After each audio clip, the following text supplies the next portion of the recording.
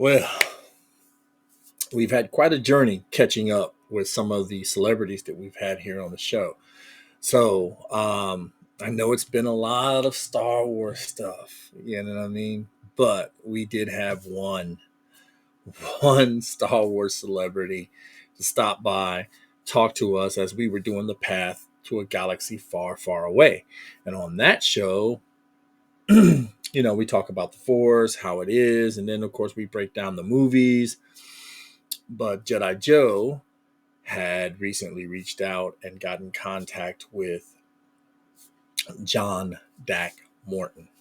And it was a great memory. So let's get into it right after this.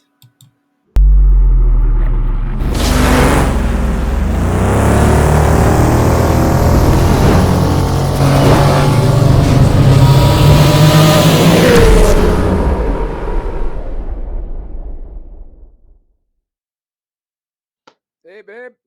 How are you? May the force be with you. Hello, sir. How are you? Good. I'm walking So, in. uh, so I guess everybody wants to know, um, who did you play in The Empire Strikes Back? Well, I was the actor of record playing Dak, Mark Hamill's co-pilot, backseater. And because we were delayed for a whole host of reasons, I was only supposed to spend 2 days on the job. I ended up working 4 weeks.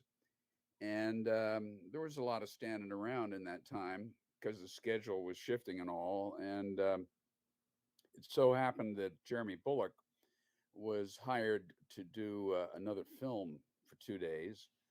And since I had worked with the first, second, and third assistants in previous films like A Bridge Too Far and Superman 2, they knew I was a team player. And so what they did was offered me to stand in for Jeremy in the scene in Bespin where Boba Fett says he's no good to me dead.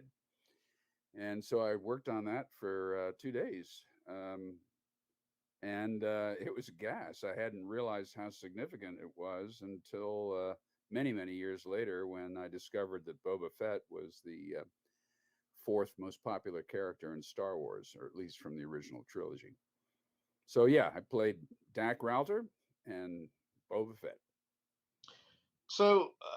And we at the convention one time, we talked a little bit about this.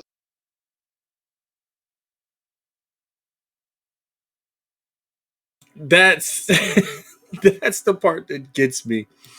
That you know, this guy is, he stands in for Jeremy, and now he calls himself the Bespin Boba Fett. And as a Mandalorian fan, of course, I mean, I've got the Mandalorian up here and everything else. This was amazing. This was one of those things that was just like, what? And then to hear that he was in Superman 2. He's the guy in the capsule talking about the Rorschach tests and everything else, and everything. But I mean, this was just great. And now he's getting ready to tell a story about when he was at a convention. Let's take a listen. Less than adequate. Um, the backstory on Dak in the extended universe is that he was a very experienced starfighter. He flew with the Yellow Aces, and in the Nintendo games, he was pretty much of an ace. Um, I mean, yeah, Dak certainly didn't have the Force. He wasn't Force sensitive, but he was an accomplished starfighter, and Luke was learning his chops, and if he didn't get what Dak was trying to tell him, well, we had a problem there. But it's the fog of war. We did all right in the conventions. I always used to ask people because when I first started doing conventions in the '90s, they were saying, "Hey, John, do you think Luke was going back to save you, or was he going back to get his lightsaber?" I'd always turn it around and I'd say, "Well, what do you all think? Everybody raise your hand if you think they were going to go. He's going back to get Dak." Well, I'd get one of two, maybe. And then, well, what about, is he going back to get his lightsaber? So the fans think that he was just going back to get the lightsaber. What I would say is, in Star Wars Legends, there was another character that was on Hoth. I gotta say for the record, I think Luke went back for Dak first, then the lightsaber. I just don't see Luke just going for his lightsaber. You know what I mean? I mean, I know what Disney has done to Luke now, but come on. Luke's not that type of guy. In the extended universe, named Dash Rendar. And Dash Rendar had some SAR teams running around Hoth after the battle. And he came upon with his SAR team, Dak, in the crushed snowspeeder.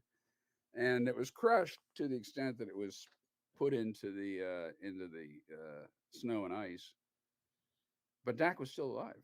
And so Dash Rendar pulled him out with his team, and they had an emergency Bacta tank, a little small thing.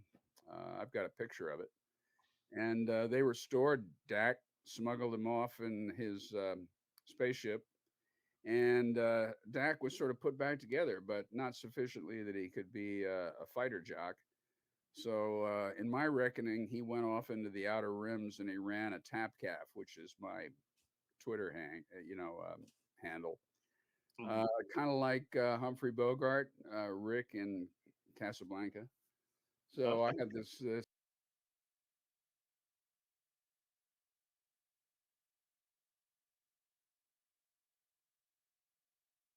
That is so crazy, guys. You know what I mean? Um, Now, Mr. Morton goes on to tell us a few other things. If you want to see the full video, you're going to have to come to the Cosmic Portal YouTube page. It'll be there. Again, this was just a taste. I put out mini video today, and we will return next Saturday here in the portal room. Thank you for joining me. Thank you for sharing some of these experiences with me because, again, I've had a fruitful existence doing these things and having these celebrities here on the show. And it's just been a blast. So I want to thank you for watching. Thank everyone involved. And keep watching the Cosmic Portal because we are just getting started.